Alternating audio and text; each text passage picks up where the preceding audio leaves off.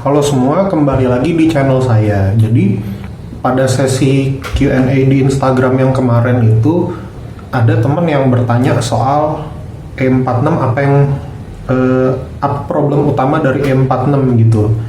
Jadi karena jawabannya akan jadi panjang, saya memutuskan untuk bikin soal masalah-masalah E46 ini jadi satu video aja.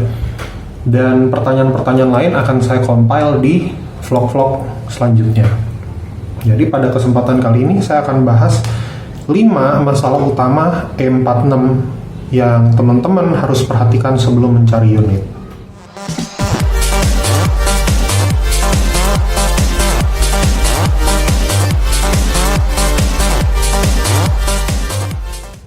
Oke, masalah yang pertama yang terjadi di semua E46 adalah cooling system.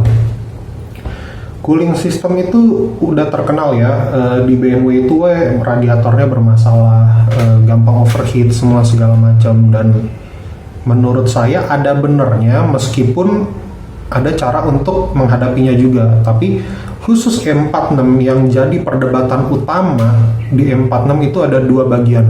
Yang pertama adalah tutup radiator. Tutup radiator kebanyakan E46, dan mungkin teman-teman yang pegang E46 juga sekarang menggunakan masalah yang sama, yaitu tutup radiatornya angka 200. Angka 200 itu berarti presurnya baru rilis di angka 200 kilopascal, baru tutup radiatornya membuka gitu. Sedangkan radiator BMW itu pengetesannya cuma di 150 kilopascal. Artinya ketika tekanan di radiator berlebih, tutupnya itu nggak akan membuka dan mengeluarkan tekanan. Tekanannya itu akan keluar di tempat yang lain, bisa di selang-selang, bisa juga di radiator, bahkan bisa di ATF cooler. Makanya kenapa BMW itu terkenal dengan bocor sana sini, rembes di sana sini, radiator mobil overheat, karena yang pertama tutup radiatornya 200. Solusi cari di Tokopedia, saya akan kasih linknya di bawah. Itu tutup radiator angka 140. Ganti aja nggak masalah, karena BMW F30 zaman sekarang pun tutup radiatornya udah angka 140. Mercy, Ford, semua yang lain-lain tutup radiatornya semua di angka 140 juga. Dan masalah cooling system yang kedua adalah termostat.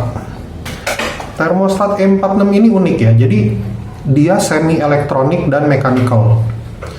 Jadi kalau misalnya teman-teman perhatikan termostatnya E46, itu ada slot konektor. Konektornya itu terhubung ke ECU, dan di dalamnya ada elemen heater. Fungsi elemen heater ini adalah istilahnya mancing termostat supaya kebuka. Masalahnya termostat BMW ini punya fail mechanism, fail open ya. Jadi bahkan tanpa bantuan heater elemen ini, dia bisa kebuka di 105 derajat Celcius. Termostat yang terpasang itu heater elemennya udah nggak main, sehingga dia fail opennya di 105 derajat. Makanya teman-teman kalau misalnya buka hidden menu, coba cari di Google aja E46 hidden menu, lihat temperatur digitalnya itu rata-rata 99 sampai 105 derajat. Itu berarti heater elemen termostat teman-teman udah nggak main seriusan, sehingga dia cuma fail open mechanical di 105 derajat, makanya temperaturnya panas banget. Kalau temperatur yang normal, termostat yang normal, heater elemennya masih main, itu harusnya dia buka di 86 sampai 90 derajat. Khusus untuk E46318i itu ada 3 titik weak point di cooling systemnya, titik lemahnya. Yang pertama adalah rumah termostat, dia dekat selang radiator atas, itu terbuat dari plastik, dan seiring berjalannya waktu plastik ini akan rembes. Penggantiannya gampang.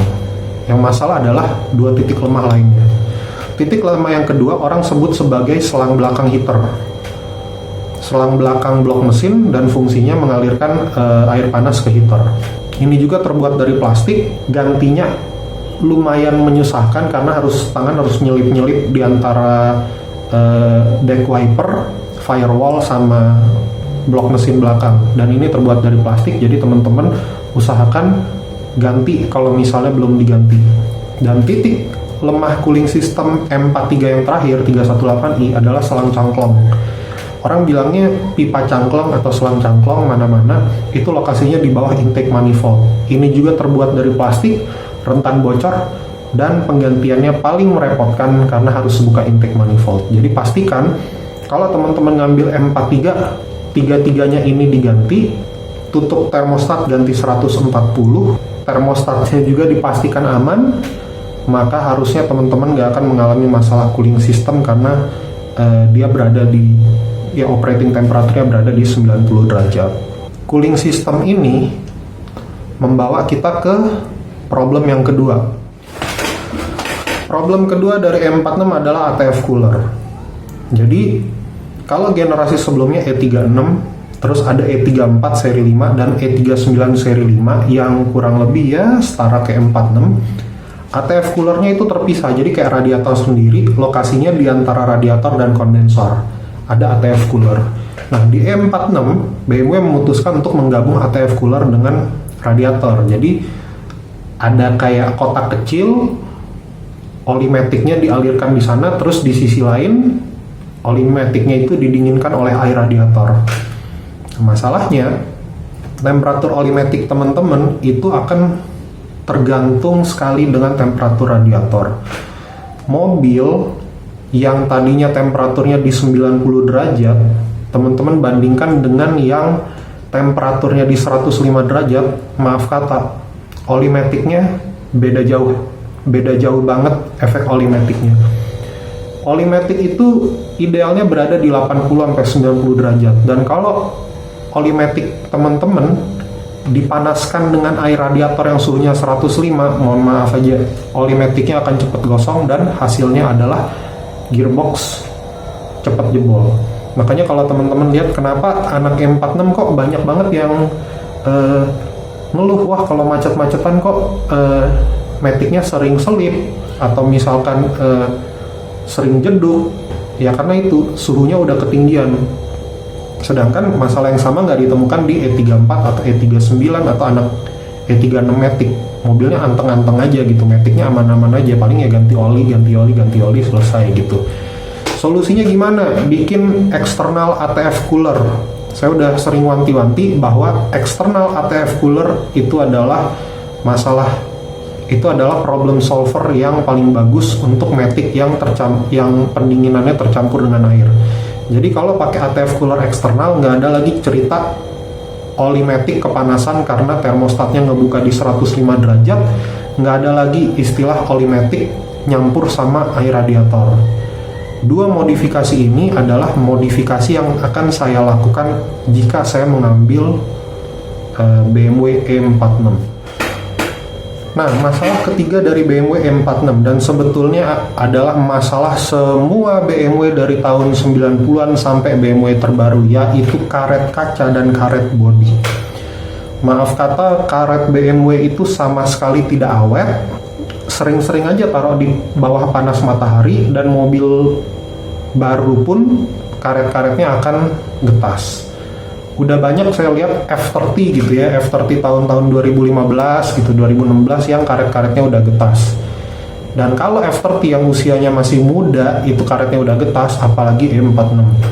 M46 itu jangan remehkan karet kaca dan karet bodi yang getas ya, karena berarti kalau hujan air bisa masuk. Kalau air masuk, masalahnya akan menjadi masalah electrical dan masalah karat. Jadi kalau teman-teman cari unit M46, karet kaca dan karet bodi wajib utuh, wajib. Oke, sekarang masalah keempat dari M46 adalah suspensi. Emang suspensinya M46 ringkih ya? Enggak. M46 itu suspensinya enggak ringkih, tapi sistemnya udah agak beda di generasi E39 dan M46.